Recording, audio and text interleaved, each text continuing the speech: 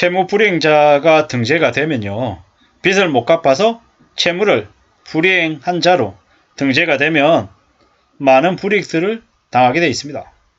지금은 채무 불이행자가 별로 없는 것처럼 보이지만 리만 때, IMF 때 엄청 많았습니다. 돈 빌리고 돈 안 갚아도 된다라고 생각하면 절대로 안 된다라는 거죠. 돈 빌리고 돈 안 갚으면 죽을 때까지 그 빚은 따라다닌다라는 걸 명심해야 될 것 같습니다. 빚 못 갚고 채무불이행자 등재되면 사회생활 못합니다. 이번에 투기 조작판에 안 들어간 건 조상이 도운 거다라고 이야기합니다. 최근에 20대 여성의 그 극단적인 모습들이 3배 폭증했답니다. 우울증에 온갖 충격에 휩싸여 있는 이들이 2030들이 많다라는 거죠. 환상에 취해서 쉽게 살겠다고 빨리 부자가 되겠다고 욕심을 부렸다가 인생이 망가지니까 그렇게 되는 거다라는 거죠.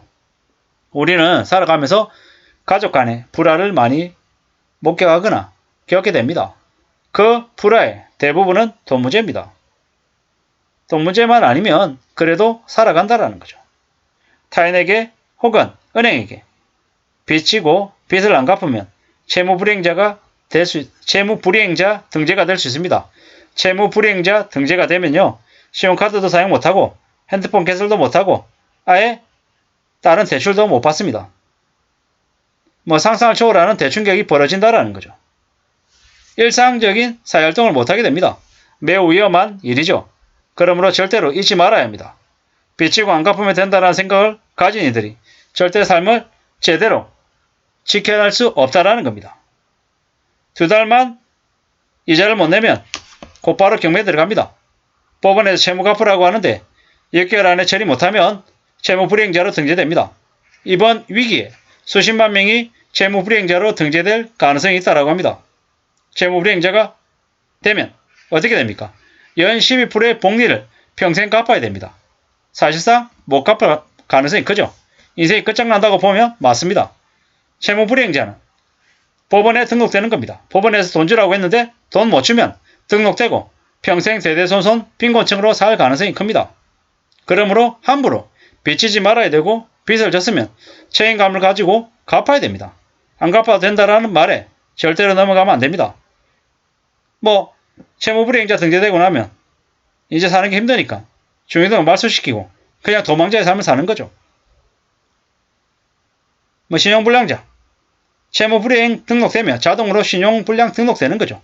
말소시키는 것도 어렵습니다. 그냥 자본주의 범죄자로 등록되는 거죠. 수사결과니 뭐니 다 공개됩니다. 돈은 목숨줄입니다. 거주지가 분명해야 4대 보미도 뭐든 적용받을 수 있는 겁니다. 채무불이행자 등록되면 복지를 적용받을 수 있을까요? 불투명하죠. 등록되면 인생이 끝나는 거다라고 봐야 됩니다. 아무도 안 도와줍니다.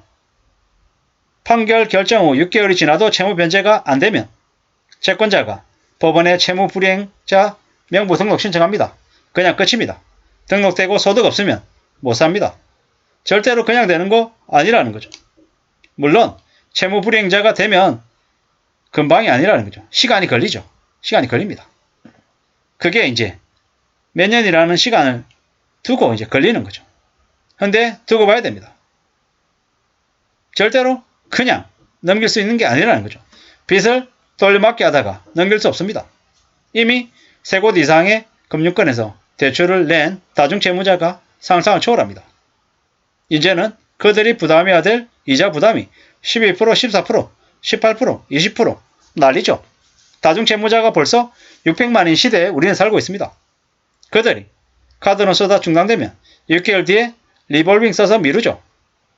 그리고 이제 부채가 터지면 채무불이행자 등재까지 2, 3년 걸리죠. 그리고 3, 4년 지나면 폭탄이 터지는 겁니다. 앞으로 그러한 일들이 벌어진다라고 봐야 됩니다. 우리가 살아가는 삶이 얼마나 힘든지 무서운지 잘 알아야 됩니다. 삶을 그냥 별일 없이 지낼 수 있다라고 믿으면 안 된다라는 거죠. 지금 신용불량자라는 말을 신용유의자라고 바꿨죠. 근데 그런다고 해가지고 빚쟁이 아닌 게 아니라는 거죠. 현재는 3개월 이상 연체 금액이 50만원 초과하거나 50만원 이하 2건 이상을 연체한 경우에 신용정보가 공유됩니다. 은행 대출이나 신용카드 연체 등으로 채무불이행자가 되지만 전기 요금 미납, 세금 체납으로도 채무불이행자가 되기도 한답니다.